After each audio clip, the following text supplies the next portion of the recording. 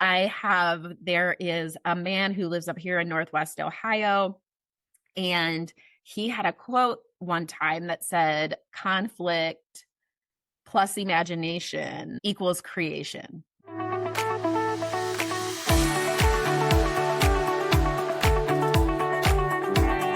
Hi, everybody. Welcome to this latest installment of the Nick Speaks podcast, the podcast dedicated to the disabled community where we speak up, speak out, and speak loud about the issues that matter to the disabled the most.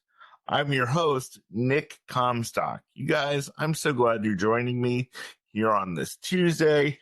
I've got an amazing guest as always, but before we get to her, I want to take a moment to thank our sponsor here at Nick Speaks, Restorative Massage and Wellness Studio. You guys, are you feeling stressed? Are you feeling tired? Or do you just want to be a little bit bougie? I like to be a little bit bougie. But, our wonderful sponsor at Restorative Massage and Wellness Studio has given the wonderful listeners and viewers of Nick Speaks a wonderful deal.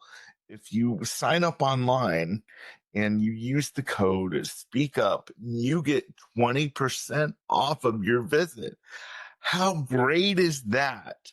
And with the holidays coming up and having to see all of our stressful family members, who doesn't need a good massage? So take time today and go sign up for your massage at Restorative Massage and Wellness Studio. Get that 20% off by using the code Speak Up at checkout. Now that we got through that advertisement, I want to say welcome back to one of my former guests. This was one of the most fun episodes we've done the last time she was here. We unfortunately don't have margaritas like we said we were going to last time, but we're going to pretend. Would you please help me welcome back to the program with great love, Sarah Davies. Sarah, how are you? I am great. How are you? I'm doing awesome. Other than also being sad that we didn't actually get margaritas. It's okay. Yeah. I have coffee, and some days coffee is more important than margaritas. So yes, we're all good. It's just as important as margaritas, but I don't know if coffee is as much fun. You know what? We're not going to edit this out. Hey Siri, turn on Do Not Disturb. I turned Do Not Disturb on. I totally forgot to do that. Alexa, turn on Do Not Disturb. I won't disturb you. I hope I didn't set off everybody else's, but I totally forgot to put my devices on Do Not Disturb. And there's no reason to edit that out because it's real, right? So it's real. We believe in real life around here. So Sarah, I'm so glad to have you back. And the reason that you are back is you reached out to me and said, Nick, my boy, you never really say that. I'm just adding flavor. Nick, my boy, I've got a new business and I want to come on and talk about it because it has to do with people with disabilities and county boards and crabby parents who deal with county boards. And so can I come on and talk about it? And I said, girl, come on. You were one of the funnest guests I've ever had. So come on back. So why don't you tell everybody what you've been up to since we last saw you? Well, awesome. And just so you know, I'm about to edit your contact in my phone to Nick, my boy, Comstock. Okay. My boy. But yeah, well, thanks for having me. You were one of the first people I really thought of because one, we did have such a fun time. And if there's anything I love in life, it's being able to have some joy while you're out doing your things. So thank you for allowing me to come back on. But yeah, I wanted to connect with you really quickly because I think a lot about a lot of the things that you do through your podcast, you do in your personal life, really speak to what I'm trying to do with my life. So I had a career change suddenly, gasp. But it allowed me the opportunity to kind of do what I love to do. So I think it was just a huge catalyst and blessing for me in my life. So I recently started my own business, Davies Advocacy and Consulting. I really wanted like a more fun name, but I don't know that any of the names I thought of were really marketable because that's not really my strong suit, the whole marketing thing. But yeah, so Give you an idea. uh I could give you an idea. What what's about the idea? Davies with sass? Davies with sass. Yeah, I don't know if that would go too well. But I was trying to be semi-professional. Like people are like, "Oh, she's a professional," and then they meet me and they're like, "Oh, this lady. Okay, all right." And I do such a good job selling myself. Gosh. But anyways, so yes, so as we talked a lot about on our last podcast, I am a parent of 5 children, my oldest having multiple disabilities. But I've also worked in many different areas of the service system here in Ohio and in other states as well. And so, something that I always see is just for all of us to, we're all supposed to work together, right? Like the systems were created so that people with disabilities can have better lives, pursue their dreams, be supported in the ways they need to be supported. But what I have seen across my career and continue to see today is just we're all kind of at odds with each other a lot of the time, and that doesn't benefit anyone. So, what I really want to focus on is one, helping parents, families, people with disabilities understand the services that are offered and have like a good grasp on that knowledge. But also teams and professionals working together better and communicating better, having empathy, understanding, and being willing to have difficult conversations in a way that is productive and not just, oh, this county board did this, or oh, this provider did this, or oh my God, this parent, this mother is wrong and too much, you know? How do we get to the point where we're having good conversations that can create new possibilities? yeah, because that is a perfect idea, and it's a perfect idea for you because all joking aside, you are full of sass, you're full of spice, and I think a lot of these parents are. Um, and some of these parents are like, oh, the county board wants to do evil. And, and then you've got the county board like, well, these parents just want everything handed to them on a silver platter. So you have to do something to come to the middle and say, no, your attitude is not right. Your attitude is not right. But what can we do? So, what are you hoping to, with your Davies Consulting, what are you hoping to change? Yeah, I mean, I kind of said it before, but I think the biggest thing that I really want to see change is the way we're able to communicate with each other without always getting as defensive, which is difficult, right? I think that a lot of parents, you kind of said it, like people kind of think, oh, parents just want everything handed to them. If you don't understand the intricacies, I can speak. If you can't understand the way the system works, which let's be honest, I sometimes don't understand how this system works, right? This is my job. This is what I've been doing for near 25 years, right? I think I'm at 24 years right now. And there are still things that I get confused on. I need to go and get clarification on.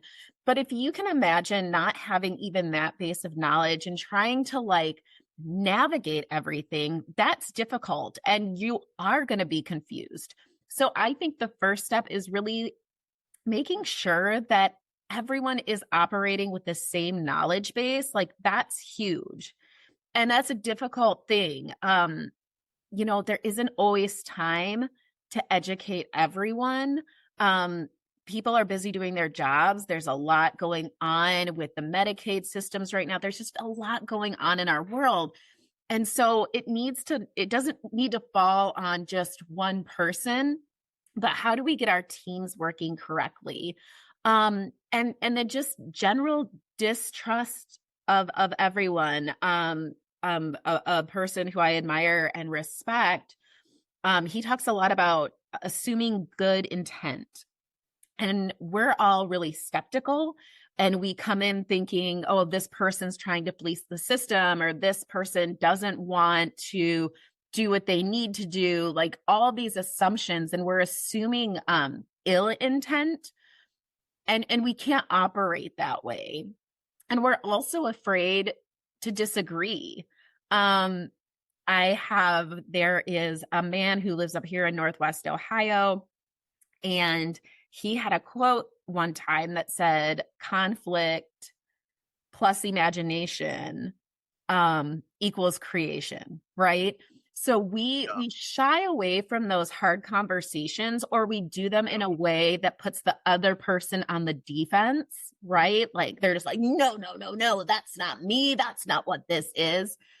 Instead of taking that opportunity to really use conflict, to use what's going on, and to add a little spice, a little sprinkle of imagination in there, and use that as a catalyst to really create change and create something new. I'm a big believer in unity, in working together. And we don't always, there's this misconception out there that we all have to agree on everything in order to work together. And I would really challenge that and say, we don't. I don't have to agree. I don't believe the same as you do, Nick. Like on some things, I'm sure. That doesn't mean we can't work together and align in those situations where we're able to align and work together. Just working on that communication and understanding that if we can all work together, our system is going to be more effective, and it's actually probably going to be a lot of cost savings across the board, right? Because we're working together, we're working as one, we're bringing in the system where we need to bring the system, we're bringing in the community where we need to bring in the community, and we can get there. I'm a firm believer that we can get there, but I think it takes a lot of work. Yeah. So, because there's a lot of people on my side, meaning the disabled side and the advocates, and even me, how do you hope to with your business? Because there's a lot of parents who say, well, we don't know all the services that are available to us, and then we have to go through all this stuff. And then once we go through all the stress of trying to find stuff out, we find out that this service is available and we didn't know about it. And then county boards are like, well, we don't have time to sit down and explain every service to you. We have 30 or 40 clients to deal with. So how are you going to bring the county board and parents together to try to get that communication so that parents can know, hey, these are the services that are available to you. You don't have to dig and find them. They're right here. Yeah. And I think that it takes all of us, right? I think it takes one, the desire to learn. If you are a person with disabilities, if you are a parent of a person with disability, you have to have a desire to learn and to understand what you're asking for, right? A lot of us are overwhelmed. It's a lot of work, right? I sometimes feel like I have two full-time jobs, one navigating the system and one actually having an income, right? And so it does. We need a desire to learn, but we also need to be able to kind of restructure how we're going in to people's homes. I was an SSA before, and it is a big workload, right? There's a million assessments. There's this person needs this, that person needs that. And so to keep up on changing services or new services, that is really difficult, and it takes, it takes commitment. But I think one of the things that we can really do is, and person centered, I have a love hate relationship with the term person centered, right? Because I feel like they're like, no, we had a meeting, it was so person centered, we're so great, all our ISPs are person centered. But like the truth of it is that there's been times where I've looked at ISPs and yeah, they had the meeting with the person, but I don't see the person reflected in that, right? And I don't think that's any one person's fault. I think that we're all just doing our best to make it work. So for me, when I say person centered, I think there's a way that we can go in without our notepad, without 27s, please check A, B, C, D, without all these things, and really try and take the time to get to know the person you're supporting. And that's not just for a caseworker role, right? Like that's important as you're the one kind of writing the plan, doing all that. That is absolutely important. But I think it really goes for everyone, taking the time. And I think the way that we accomplish that is through relationships. There are plenty of times, even for myself, where I will go to my daughter's SSA and say, I don't know the right words to ask for what I need, but here is the need. And what can we do to make that happen or to get closer to that goal being reached? So I Yeah. think, having the commitment to really create relationships is key to being able to work together well. Right. And I agree with you. The problem is with that, Sarah, you talk about creating relationships. And so many of the case managers and people that I deal with on a daily basis, they're like, well, we have to have that boundary. I can't really create a close relationship with you. So how does a case manager create that close relationship without violating some so-called boundary? Well, first, boundaries are important, right? They are. And as a case manager, and I think a lot of people who go into social work fields do this. I do have this, I want to solve the problems. I want to help you fix this. I want to invest in your life, right? You're in the wrong field if you don't feel that way. But it is an important boundary to place. But just because you have a professional relationship doesn't mean that it has to be a distance relationship, right? So what I always look at is, where can I be? One, I'm always going to be open and direct and kind. My old boss, it's my favorite thing. She always said, Sarah, be direct and kind. And I said, okay. And I didn't always know what that meant. So we can say stuff and we can build professional relationships. We can build working relationships without crossing boundaries.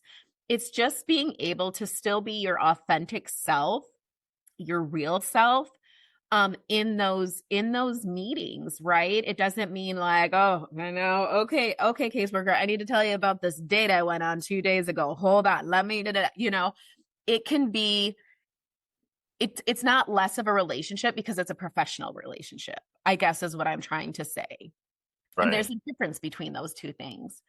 But it's still, any relationship takes work from both sides, right? Yeah. You can't say, oh, we're in a relationship, but I never talk to them and I never, engage with them or any of that stuff. And I think there's a healthy way that we can maintain relationships. Absolutely. Absolutely. 100%.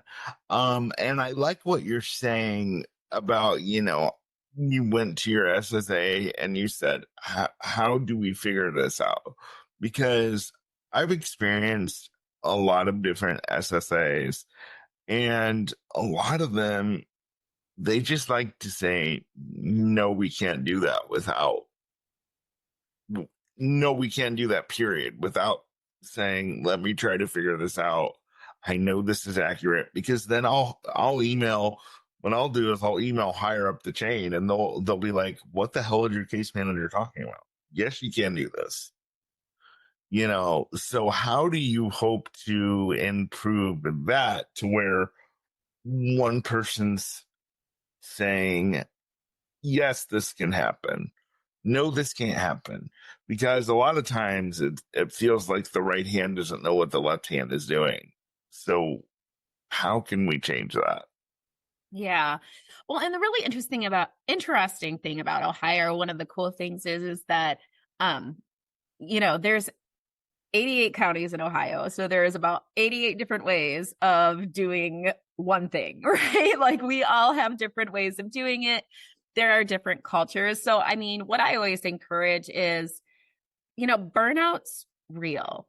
Burnout is really real. And especially for people working in this field, there's a lot of burnout and there's a lot of sometimes it's easier to just say no than open a big can of worms. But what happens then, right, is you have the yous and the me's of the world are like, nope, don't accept that answer. Who do I go to next? Right. Which is absolutely within your right to do. Keep digging, stay curious, right? But I think what's really important is one, for me as a mom, because I work mostly with my child's SSA because I'm her mom, she's still a child, is to be able to have that understanding of what that person is doing, right? And maybe a little grace that people aren't going to always have the answers. So what I would encourage, the caseworkers to do any of that is before just saying no, taking a breath and, say, we got to check on it. We got to see what we can do. Right. And that doesn't mean that everything that you want added is going to be added. There are certain requirements, right? There are rules. These are Medicaid dollars. You have to comply with Medicaid rules in order to get Medicaid dollars. As much as I am like, woo, give them the money, go live your life, right? Like I would love that. I'm a crazy hippie. Yeah. I also understand that when you're using public dollars, you are held to those standards. And I don't always feel like the people utilizing those funds get that. And I've worked in jobs where I'm saying I have to tell people, hey, I need A, B, and C so that we're in compliance. And they're like, why would I give that to you? And so we have to have those hard conversations. We have to go over it. And that's just the reality of utilizing Medicaid dollars.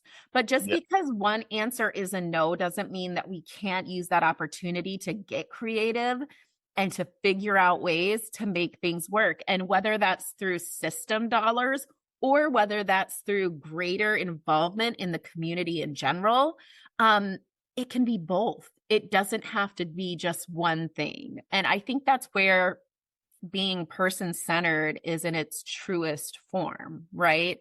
What supports does this person have? If their only supports are within the system, to me, that's not okay because we need everyone. We talked about interdependence, right? Before when I was on, Yes. we need interdependence and community around us. And whether that's paid support and systems, cool. But we also need to foster that other piece that doesn't leave us completely at the mercy of the system. And how do we do that as a team? Absolutely. Amen to that. What are some of the things that you've struggled with as a parent through the county board that you kind of hope to get in with your business and kind of hope to bring change? Because I know you've had several struggles. You have a daughter that seems to have 10 million different disabilities, unfortunately. Overachiever. Yes. And so what are the things, what are a couple of things that you said, if I have the ability to make change, this is what I would do? And Just talk about that a little bit. Yeah, there were times, and I do want to make sure I preface this in the fact that I have a very good relationship with the county board that my daughter, works with, that I work with. Um, but it is a very alienating, it is a very isolating thing, um, as a parent to reach out for support when you don't really even know what you're asking for, right? So, something I always would hope improves, and especially as a parent of a young child. Not every county boards have SSAs that work with children if they don't have waivers. Not everyone has great like community inclusion departments. Like, right, we have to work towards that in what we offer, but it was very difficult for me. It was very isolating, and it actually made me feel very inadequate when I had to ask for help, when I had to realize, hey, maybe I'm not enough on my own to support my child. And that is a very humbling experience.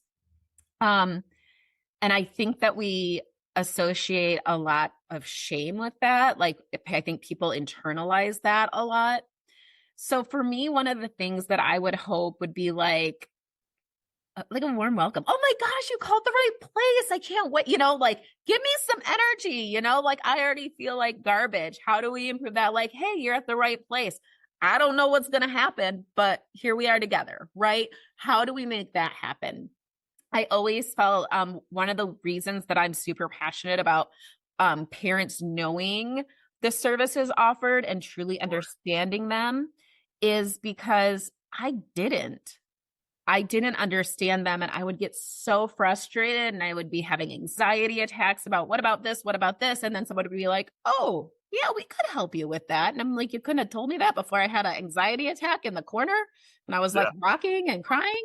You don't know if you don't know where to go, at least have some perkiness about it and say, well, you don't know where to go. I don't know where to go either, but let me try to get you to this person and say, because a lot of times I'll call and explain like this big long story. I've talked to 10 people on the phone and they're like, let me stop you right there because I don't know how to help you. I'm like, okay, did you have breakfast this morning? Because you sound a little hangry, like it's.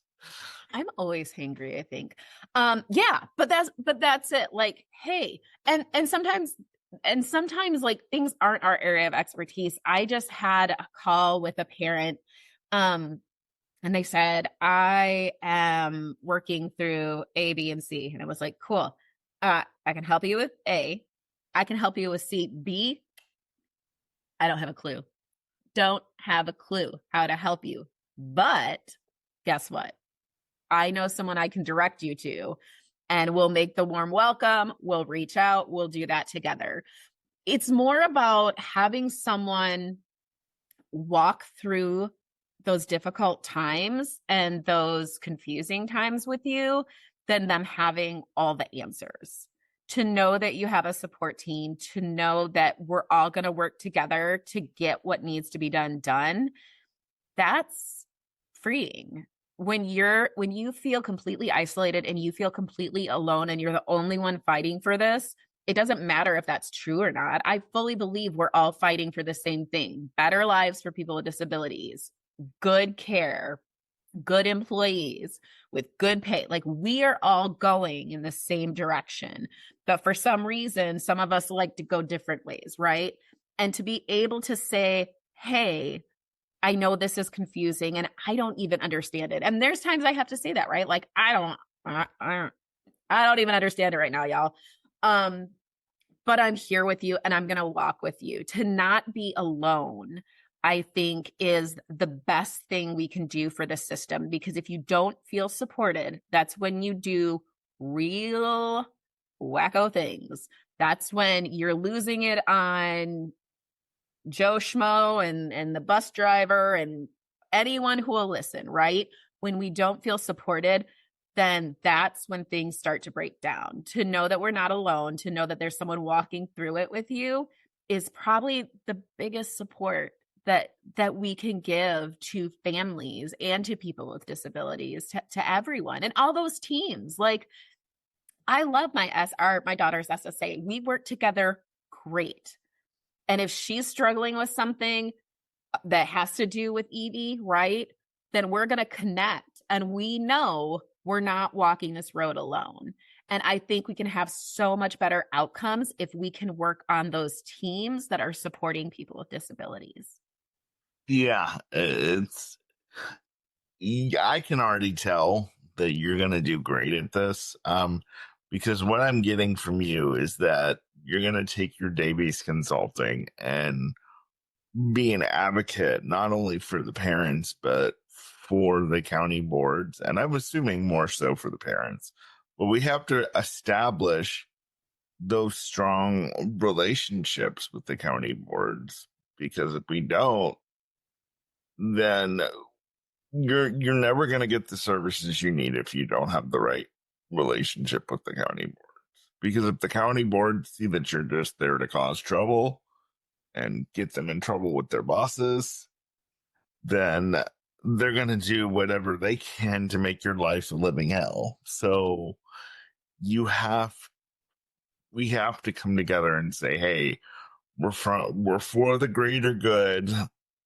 Let's get out of each other's throats and let's make this work for the person that we're really here for.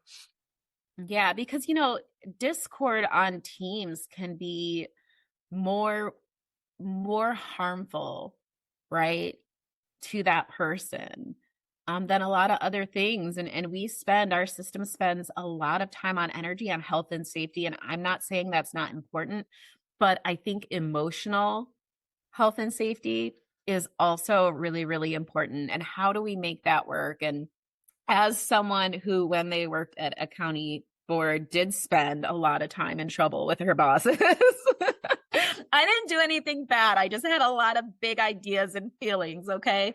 That's never our goal, right? That's never. I'm not out to be like, haha, gotcha, sucker. I'm out to say, we have a breakdown. We have a relationship breakdown here. How do we solve that? How do we heal that? How do we create understanding and empathy and productive, creative forming conflict? Like I said, I'm fine. There are so many times that I'm like, yeah, we got to have some conflict over this. Okay. It doesn't mean I'm like putting on my fighting gloves, taking out my earrings, putting my hair in a pony, right?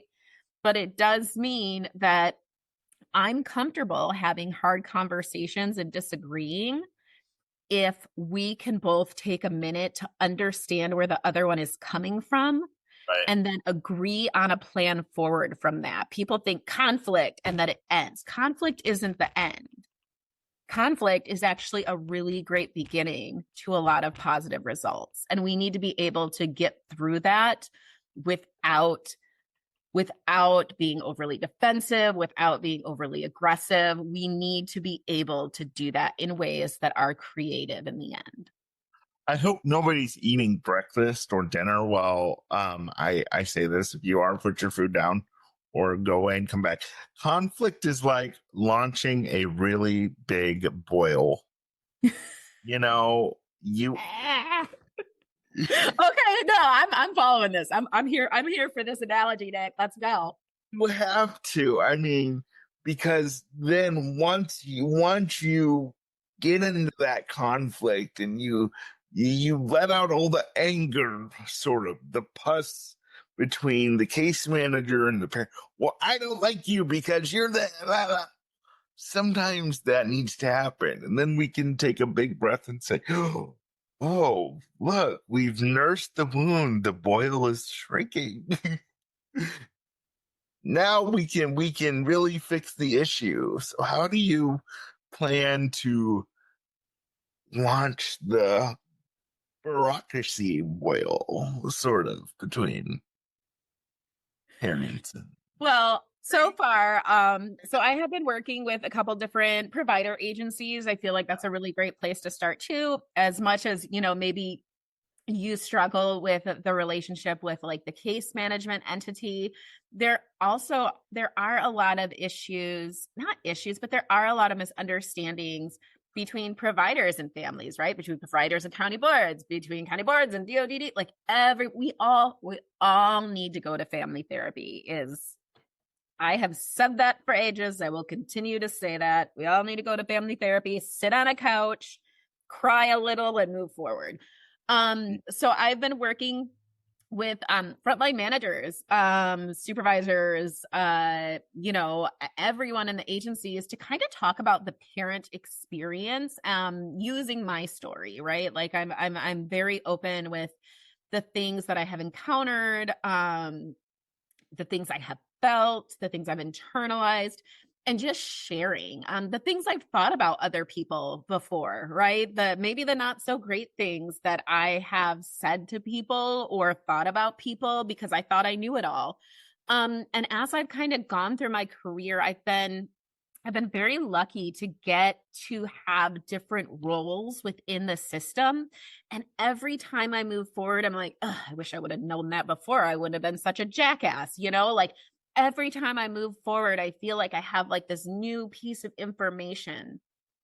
So if we can get those relationships going, and it doesn't mean, I was just talking about this earlier, I do a lot of work in trauma-informed care, and there's a thing called the trauma-informed biographical timeline. Say that 3 times fast with a margarita.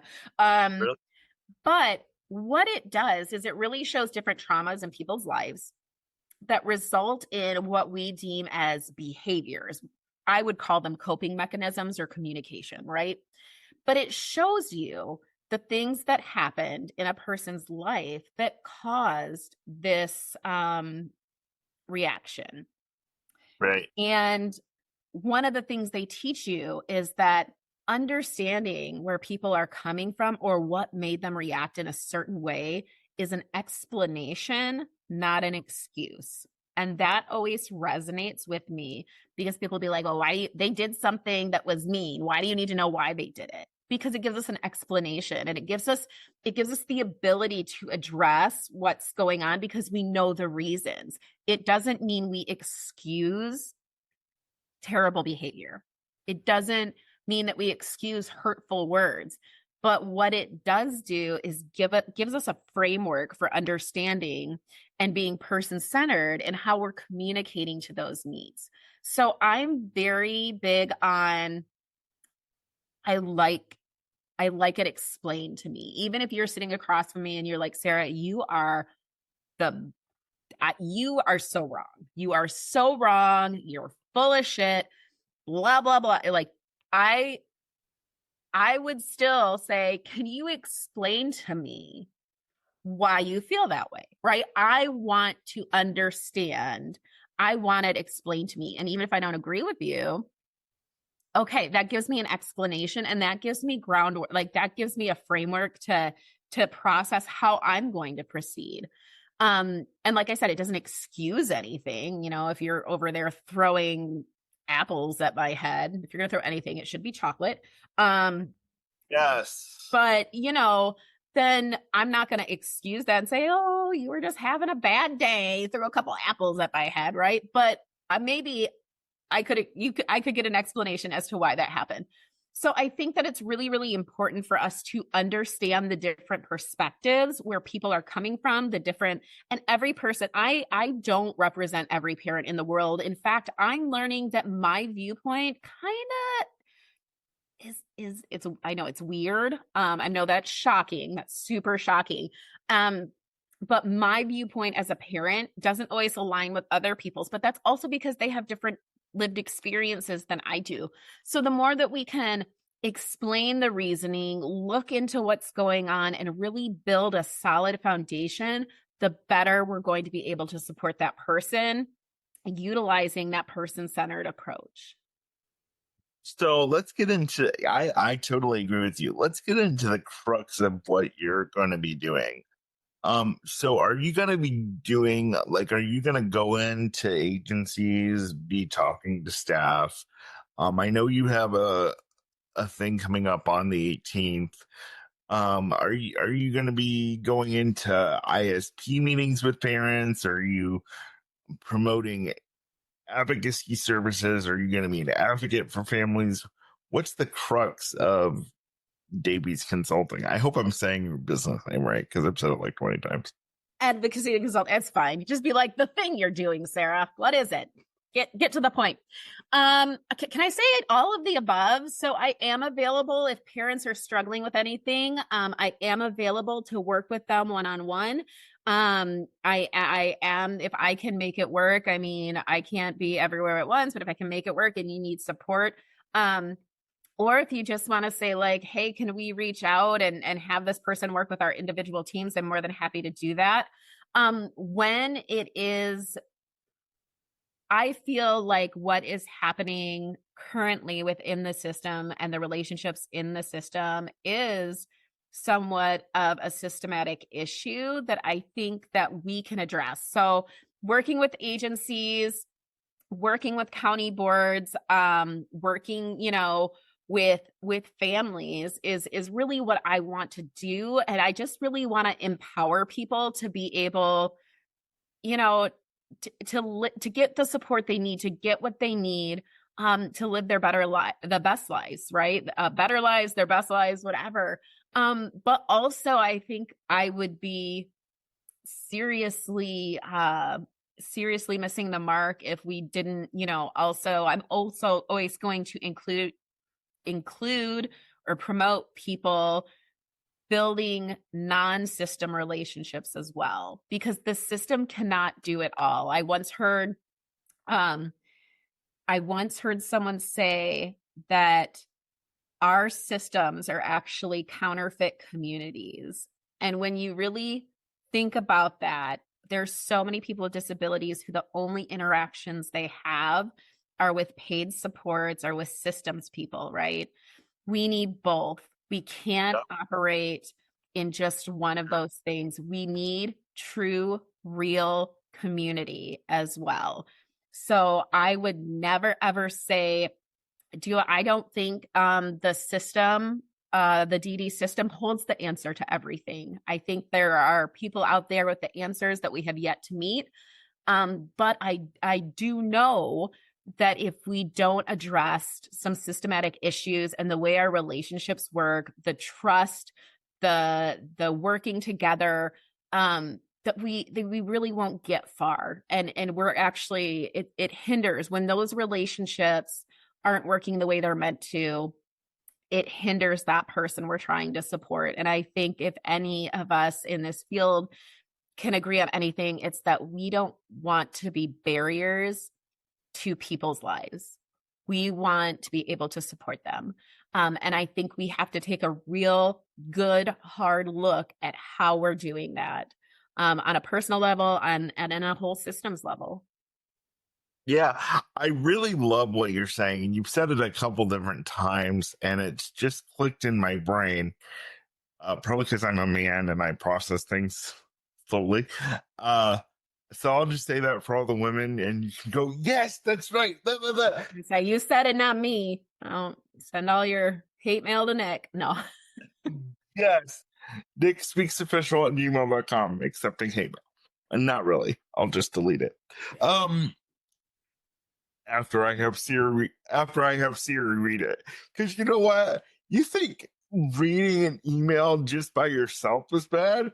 Try having Siri read it. Oh my gosh. I would just give her like a funny voice. Like find like the silliest voice possible to read hate mail. That's what I would do.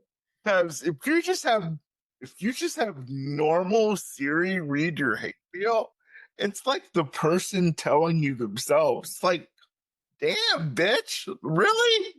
Okay. Like, I get the point. I'm so sorry. Anyway, that was a side note, but always trying to bring a little laughter here to Nick Speaks. But I love what you said about having systems outside, because that is so frustrating. And it's so true, because we have a fake system in the regard of, okay, make your clients feel loved, make your clients feel important. but don't buy them anything. Don't get too close. But wait a minute, we see these people 24 hours a day. What do you want us to do? Mm-hmm. I tell people all the time, once you take off my clothes and wipe my butt, any boundaries that you thought we had, any boundaries that you thought we had are gone. We're going for a beer. We're going for, and I've never done that with any of my staff. I've never went and had a beer with them on the clock or off the clock, just in case my castrated juror is wondering, because I know you listen. But this is why it's so important to have churches and schools and other nonprofit organizations that are not county boards and other organizations that don't have the same boundary rules as county boards. That's why it's so important to have other people volunteer, at county boards and different events, because those volunteers aren't held down by the same boundaries. Mm-hmm. And I crave friends that aren't paid, just simply because. Do you want to know how many offices I've been called into that say, Nick, you can't do this because they're your caregiver, and you got to keep that boundary. I'm like, what are you talking about? They're in my home. We go out to dinner. I know you guys are really close, but you got to maintain this. And I'm like, what are you talking about? So it really is important to have a church community, or if you're not religious, God forbid, a school community somewhere where you can say, this is not a paid friend. We can go have this. Mm-hmm. Real. This is legitimate. So yeah, I know it took a long time to get there, but yeah. No, I mean, and that's so true. And no one should make, and I think that's like, it's a tricky part about people who do provide support, right? Like who are direct support professionals, or caregivers, direct care workers, whatever you want to call them. That is really hard. And so it's a difficult thing, but I think the best thing that paid staff can do, it doesn't mean you're like, oh, I will never be kind to you, or I don't want you to get the wrong idea that we're like best friends, right? But I think that you can show, I value you as a human. I think you're a cool human. I think that there's a way to navigate those things, but it is, like you said, if someone's in there helping me shower 20 times a day, I do. Like what? You all know way more about me than I wanted anyone to ever know about me. Thank you very much. So I think there can be it's a difficult job in navigating those emotions. And it doesn't mean you say, hey, we're not friends. Like I don't ever mean that. Like you want people to treat you as a human, as, as someone with value, absolutely 100% in a dignified way. But it is, when those are the only relationships you have, it doesn't cut it, right? It doesn't cut it, because you can't have the deep connection that you want to have with non-paid people in your life. Yeah, because then it just creates all kind of havoc, and then in some cases you could have MUIs and Mm-hmm. meetings that you don't want to have. Trust me, I've been involved in some of them. It's just kind of like, okay. So, because then if a client gets in trouble for something that they did, or maybe a caregiver did, and they're called into a meeting, I know for me, a lot of people with disabilities struggle with abandonment. So now it's like, oh, I was yelled at, by a group of people that I think are my friends. Oh, well, they're my paid provider. Now they're telling me we can't do A, B, and C, whatever A, B, and C is. And now I don't feel comfortable anymore. But Yeah. they're the only people I have. So what the hell do I do? So I really hope that you're able to, with Davies Consulting or the thing you're doing, Sarah. That thing. The thing. I really hope that you're able to build this network, and I'm going to do whatever I can to help you. One of the things that I hope you're able to change is getting the county boards to understand, yes, we have to be fiscally responsible, but at the end of the day, it's not your money. So don't be a bitch. That's one of the things that I hope you get to change a little. Okay. Is this where I say no comment? I'm trying to work with county boards. I want everyone to work together, Nick. Yeah, wow. Well, when you just sit there with the stare, you're like, oh, I know what you're talking about, but I can't really say anything. So yeah, we'll leave no comment, but the laughter was great. So that'll be a great. Well, let me throw this out there, is that it is a really hard time for anyone in a field or career or receiving supports through Medicaid funded dollars. And it is a time of uncertainty. And it is just, I think everyone is trying to navigate that as best they can. But I do get your frustration, because I have sought support for my daughter before, and they're like, oh, it's this agency's responsibility, or it's this person's responsibility. It's the school's responsibility. It's the parent. And I'm just like, I don't care whose responsibility it is. Make it happen. I feel that, and I completely empathize with that. We have all been there.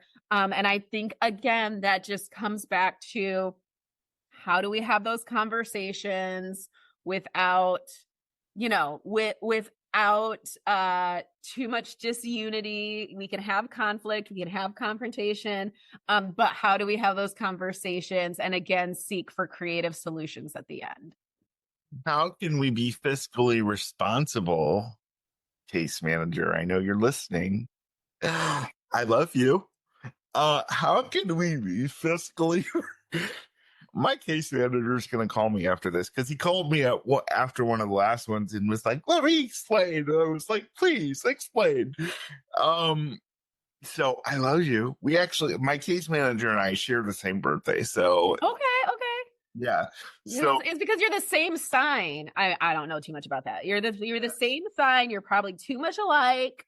yes, and I adore him. So how can we be fiscally responsible? How do you think we can be fiscally responsible with county funds while still getting the services, not that just we need, but the ones that we deserve? Because I feel like, not my case manager, but I feel like some case managers feel like some things that disability folks need are a luxury and they're not really needed, but they're not, such as safe transportation or care. Yeah. Here's the biggest thing, and I will tell any parent that's any person with disability. There's this beautiful word called assessed need. And if you can prove, and I get it. I don't want to have to go around proving my needs. I'm very needy. I'm a very needy human. I don't want to go around proving my needs, but you have to say, these are public funds. These are Medicaid dollars. I have an actual assessed need for this. And here's why. What's your assessed need? Give me your why. There are plenty of times where I'll be like, I want this added right now. And they'll be like, what need does it meet? And I'm like, the need that I wanted. Do it now. And it doesn't work that way. It doesn't work that way. And I, like I said, I want to go live on a commune and be a hippie. Okay. I get it. I want everyone to have everything they want, everything they need 100% of the time. Right. However, again, here would be my thing. What is your need?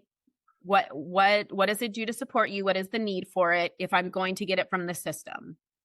if I'm not going to get it from the system, where can I develop those things? What relationships can I cultivate? And who can I reach out in my community to help me with what I want and need? Yeah, that's actually a great idea. It's coming back to getting help outside of the system.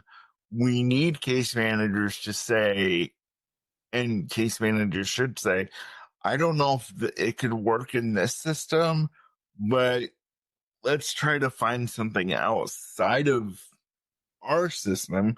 Maybe there's funding that I'm not aware of outside of our system that can get this to happen for you. Yeah.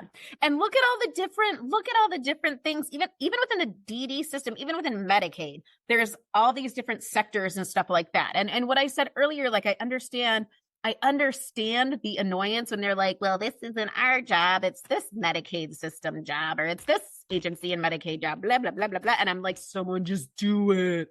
Right? Like I get that. I feel it in every fiber, but also life is not just this one thing, right? The system needs to be a part of our larger lives in whole, and there has to be more than that. We can't rely on one thing to be our everything, because it will let us down and it will fail us every time. We have to look at new opportunities, bringing people into the fold, right? Come to my own person-centered support system, right? Come on in. Who can we pull in? And knowing our resources, knowing what exists. And that's the hardest things for parents and families and people with disabilities, when you already are struggling to keep your head above water. It's hard to look over there and see maybe there's a life-saving flotation device over there. I can't do that because all I see is right here, and I'm trying to keep my head above water. I'm just trying to make it. I don't have time to turn around and see that over there there's someone with like their hand out, right? I can't do that. I'm barely surviving. How do we get to the point where you're looking at me saying, I got to get to you, I got to get to you. And I'm like, no, turn your ass around. And all you have to do is reach out your hand, right? We have to be conduits. We have to be network builders. We have to be able to be those people understanding. People working for the system have to understand, I don't have all the answers. And parents, families looking towards the system also have to understand that the system doesn't have all the answers, that you as a parent don't have all the answers. But there's a whole freaking wonderful world out there with people who can help you through it. And so I just want to be, let me close it out for you. I just want to be one of those people that's able to direct you to which way to turn to grab on to your flotation device. That's all I'm out here for. This is what I'd like to do. And I'd like to help build up other people to be the same thing. And to give an occasional margarita. And to give me an occasional margarita. I'm more of a whiskey girl, but it's fine. Well, you know what? When you start doing events, you should have because you're talking about government stuff and county board stuff. So I think you should have Jello shots at your. Wait, find out from all government agencies if they prefer what they prefer: Jello shots, margaritas, or some old fashions. This is the key to breaking the barriers, Nick. We've figured it out. Yes, alcohol and tacos can solve a world of problems. I do not disagree with you. Anyway, this has been so much fun, and I hope for you guys out there listening, you're like, you guys went a bunch of circles. Listen, this is my podcast. This is what we do. We talk about, a lot of, when I interview guests become on the show, like, what are we going to talk about? Well, that's what the pre-call is for. We map out what we're going to talk about, and then we let it happen. Well, you and I map out what we're going to talk about, and then we go the opposite way, and then run a couple circles and laps, and then we finally get to it, 2 minutes. Yes. I feel like it works great. I Yes. feel like we do a good job, Nick. Yes, it does. And be on the lookout, everybody. I told Sarah, I called her before we started taping about a day or so ago, and I said, you need to do a podcast. And so be on the lookout because Sarah's going to do a podcast, and I promise you there will be margaritas involved. Yes. Saving the system one margarita at a time. Sarah Davies at your service. Go. Hey, there you go. There's your new name. Oh, well, Nick, thank you. Thank you. Thank you. I'm always so grateful to be able to be a guest. I really appreciate it. Oh, no problem. You guys check this woman out. Well, not really like that, but check her business out. It's going to be in all 88 counties. I'm going to be in my chair rolling down to Northwest Ohio, coming to see you soon because we need some tacos and some margaritas. Okay, enough talk about that. But thank you guys for joining me. Sarah's been awesome. And if you're listening to this and you're in Ohio, I know the entire system listens to my podcast. So hire Sarah so she can go tell you guys what you're doing wrong. And don't say it like that. Gosh almighty, Nick. No, I'm just kidding. Hire Sarah so we can get all communication and love and unity. There you go. That's better. Group hugs for all. Unless you don't like hugs. I will get your consent first. Hugs and unity and love for all and margaritas and tacos. And so thank you for joining me today. And also thank you to our incredible sponsor for sponsoring my messy podcast, Restorative Massage and Wellness Studio. Remember, you guys can get 20% off when you use the code at checkout online. Speak up. The holidays are coming up. I know you're going to need it to deal with those stressful, pesky family members. So go get your massage at Restorative Massage and Wellness Studio today. Use the checkout code Speak Up at checkout. And this is the Nick Speaks podcast, the podcast dedicated to the disabled community where we speak up, speak out, and speak loud about the issues that matter to the disabled the most. I'm your host, Nick Comstock, and I will see you guys next week. Bye-bye.